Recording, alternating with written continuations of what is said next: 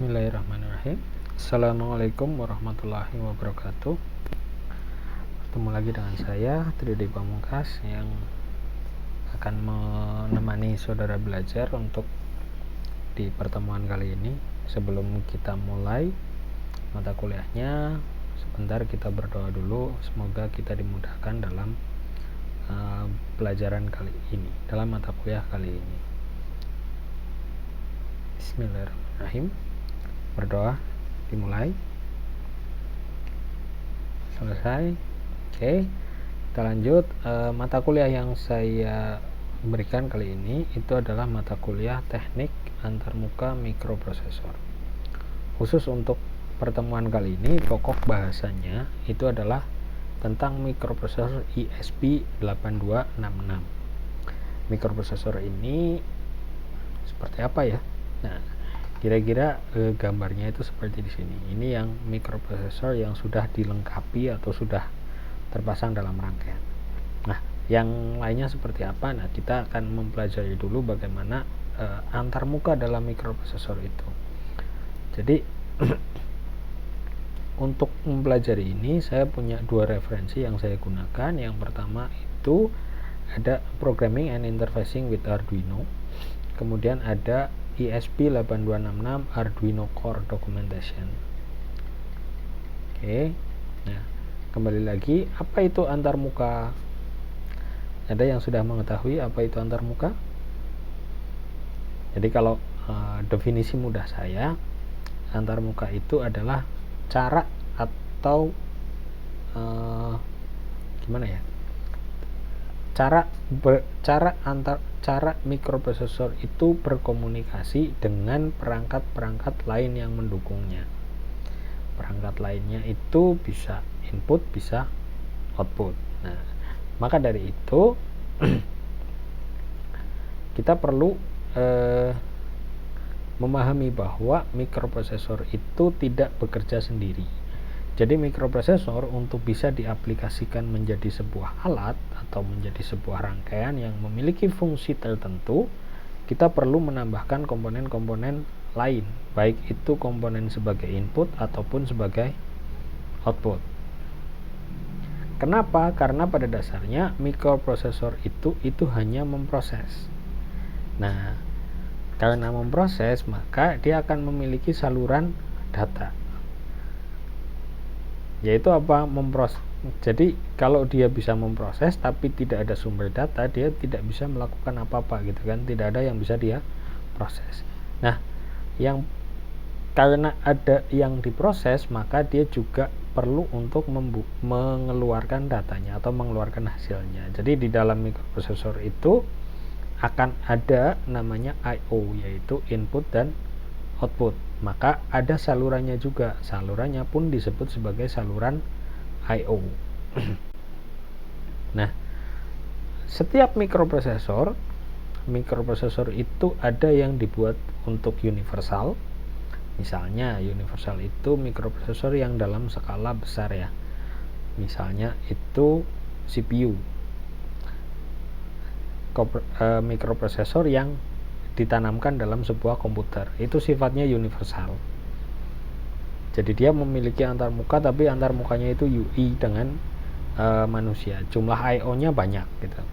Nah, ada mikroprosesor yang dibuat dalam small device, kecil, dia diperuntukkan untuk fungsi-fungsi khusus. Jadi antarmukanya itu terbatas. Nah, tapi terbatasnya di sini biasanya disesuaikan gitu ya. Dalam arti antarmukanya nanti ada beberapa jenis. Jadi tidak hanya satu jenis antarmuka, tetapi ada beberapa antarmuka berbeda yang ditanamkan dalam satu mikroprosesor. Nah, saya beri contoh sekali ini, itu adalah mikroprosesor ESP8266. Kenapa saya mencontohkan ini? Karena ini unik gitu. Unik itu salah satu keunikannya nanti akan kita bahas. Tapi sebelum itu kita pelajari dulu. Jadi mana yang disebut mikroprosesor, mana yang merupakan gabungan gitu ya, atau biasanya itu sudah menjadi sebuah board. Jadi board mikroprosesor kita bisa menyebutnya Kalau di sini saya ambil contoh port ESP8266, biasanya itu diberi nama tersendiri-sendiri. Nah, itu tidak hanya terdiri dari mikroprosesor saja. Jadi kalau contohnya di sini ada ESP01, itu ada mikroprosesor, kemudian ada memorinya di sini. Nah, ini adalah memori untuk menyimpan programnya. Kemudian ada ESP03. Nah, kita bisa melihat perbandingan jumlah I/O-nya ya. Jadi jumlah I/O yang dikeluarkan di ESP01 meskipun menggunakan mikroprosesor yang sama, tapi jumlah I/O yang dikeluarkan itu berbeda. Kemudian ada ESP05, ada ESP07. Nah, ada yang kemudian disebut sebagai node MCU. Ini jumlah I/O yang dikeluarkan lebih banyak. Ada yang ESP12E dan 12F. Nah, kalau kita perhatikan antara node MCU dan ESP12E dan 12F, ini ESP12E dan 12F, kemudian ESP05, 03, 07 itu hanya partnya, jadi small boardnya. Nah, node MCU ini menjadi board yang lebih besarnya.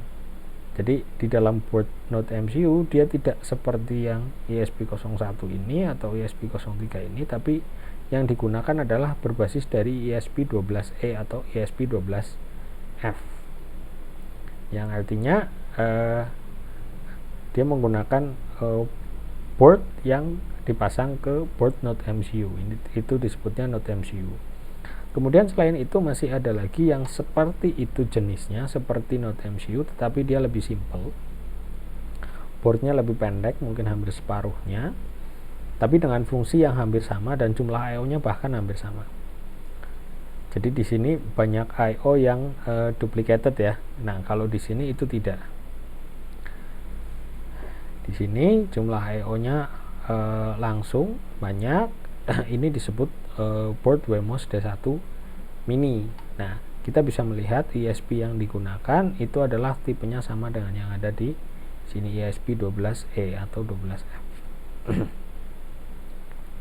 Kalau yang ini lebih cenderung dekat ke ESP12E. Nah, kalau yang di node MCU ini lebih cenderung dekat ke ESP12F. Kita bisa melihat board di sininya sama. Oke, kita lanjut bagaimana kita fokuskan di board Wemos D1 mini ya. Jadi di dalam board D1 mini itu kita akan melihat adanya GPIO, General Purpose I/O. I/O ini itu bisa digunakan sebagai input digital ataupun output digital. Itulah kenapa dia disebut General Purpose atau antarmuka, saluran serbaguna ya, atau ya bisa disebut antarmuka atau antarmuka yang serbaguna, digital I/O. Kemudian ada pin 2. Nah, ini dia tidak memiliki fungsi alternatif, tapi dia hanya memiliki satu fungsi yaitu sebagai ADC, Analog Digital Converter. Analog Digital Converter ini berfungsi kalau kita mau menambahkan device yang sifatnya keluarnya itu tegangannya analog. Jadi processing yang dibaca oleh mikroprosesor ini itu adalah tegangan analog. Kemudian ada fungsi alternatif dari GPIO1 dan GPIO3. Itu ada fungsi TXD dan RXD. Juga ada di fungsi dari GPIO2 dan GPIO15. Di situ ada TXD1 dan RXD1. Itu adalah merupakan saluran komunikasi serial yang sifatnya bisa UART atau bisa ISART, tergantung dari kita mau menggunakan mode yang mana. Kemudian ada saluran alternatif dari GPIO05 dan 04, GPIO5 dan GPIO4. Itu ada namanya antarmuka I2C atau Inter-Integrated Circuit. Kemudian ada lagi alternatif dari GPIO 12, 13, 14 dan 15 ini. Nah, fungsi alternatif ini yaitu apa? Sebagai serial peripheral interface. Nah, selain itu ada fungsi, kita bisa melihat alternatif yang lain, yaitu di luarnya lagi itu tanda tag hingga, itu disebut sebagai antarmuka PWM. Nah, PWM ini itu lebih dekat ke digital I/O, tetapi dia bisa dimodulasi dengan frekuensi. Biasanya diwakilkan untuk sebagai DAC, bisa dialternatifkan sebagai DAC. Tetapi kita harus memahami atau menguasai teknik konversi sinyalnya. Makanya di dalam mata kuliah ini dipersyaratkan sudah lulus dari mata kuliah elektronika 1 dan 2. Kemudian ada antarmuka Wi-Fi. Nah, apa itu antarmuka Wi-Fi? Antarmuka Wi-Fi ini dia antarmuka yang tanpa kabel. Jadi di dalam board WMOS D1 ini atau ESP8266 ini dia sudah bisa menggunakan antarmuka wireless. Protokol yang digunakan itu bisa menggunakan user datagram protokol atau protokol UDP, ataupun kita menggunakan protokol TCP/IP atau Transmission Control Protocol atau Internet Protocol. Artinya kalau kita mau menerapkan mikroprosesor ini untuk kepentingan membuat perangkat IoT yang terhubung dengan jaringan internet, untuk membaca sensor kemudian mengirimkan datanya lewat internet, atau untuk menerima perintah dari internet kemudian kita melakukan aksi ke hardware, itu bisa. Nah, kita bisa melihat ada beberapa contohnya. Nah, contohnya di sini. Ini menggunakan protokolnya, kita bisa melihat ini menggunakan protokol TCP/IP. Mode yang digunakan berarti dia bisa ESP8266 ini dia dipakai sebagai web server. Ini bisa mengendalikan LED yang ada di sini, on off gitu. Kemudian contoh berikutnya, ini adalah satu contoh di mana mikroprosesor itu dengan perangkat outputnya LCD, antarmukanya menggunakan I2C. Kemudian ada ini yaitu DMD, dot matrix display. Antarmuka ini yang digunakan, antarmukanya adalah antarmuka SPI, serial peripheral interface. Kenapa SPI? Karena kenapa I2C? Nah, itu ya. Kemudian ada satu lagi contoh sebelum kita bahas tentang pemilihan serial antarmuka tadi. Ini ada satu contoh sensor analog yang digunakan untuk mengukur intensitas cahaya, ditampilkan di sini menggunakan LCD. Ini menjadi 2 buah antarmuka. Nah, begitu. Bagaimana cara mengaktifkan fungsinya? Fungsi antarmuka kita bisa mengaktifkan melalui program yang kita tanamkan ke memori permanen. Menggunakan apa programnya? Menggunakan bahasa pemrograman. Apakah bisa langsung? Tidak. Kita perlu menggunakan compiler. Compilernya bisa menggunakan Arduino IDE. Compiler ini apa fungsinya? Yaitu mengalih bahasakan dari bahasa pemrograman menjadi bahasa yang bisa dijalankan oleh mikroprosesor. Nah, compiler itu berfungsi untuk mengirimkan hasil konversinya ke dalam memori permanen mikroprosesor. Nah, kesimpulan yang bisa diambil itu apa? Kita ada 4 kesimpulan yang di sini ya. Kesimpulan yang pertama, setiap mikroprosesor atau board mikroprosesor itu memiliki jumlah I/O yang berbeda. Kemudian, yang kedua adalah dalam mikroprosesor terdapat beberapa jenis antarmuka. Yang ketiga, setiap antarmuka itu memiliki kelebihan dan kekurangan, sehingga perlu untuk memilih antarmuka yang sesuai peruntukannya.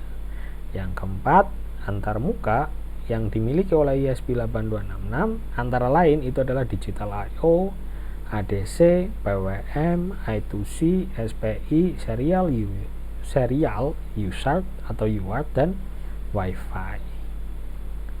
Nah, kita perlu jelas dalam memilih antarmuka, karena antarmuka memiliki kelebihan dan kekurangannya masing-masing, terutama dari segi kecepatan ataupun dari segi ketepatan data. Aplikasi mikroprosesor itu sangat luas. Contohnya di sini. Ini menggunakan ESP8266 yang diintegrasikan dengan beberapa komponen yang menjadikan dia bisa dibuat menjadi bel otomatis. Gitu. Nah, aplikasi itu bisa kita buat kalau kita bisa memahami antarmuka secara keseluruhan. Terima kasih atas perhatiannya. Mohon maaf apabila ada kekurangan. Saya akhiri. Assalamualaikum warahmatullahi wabarakatuh.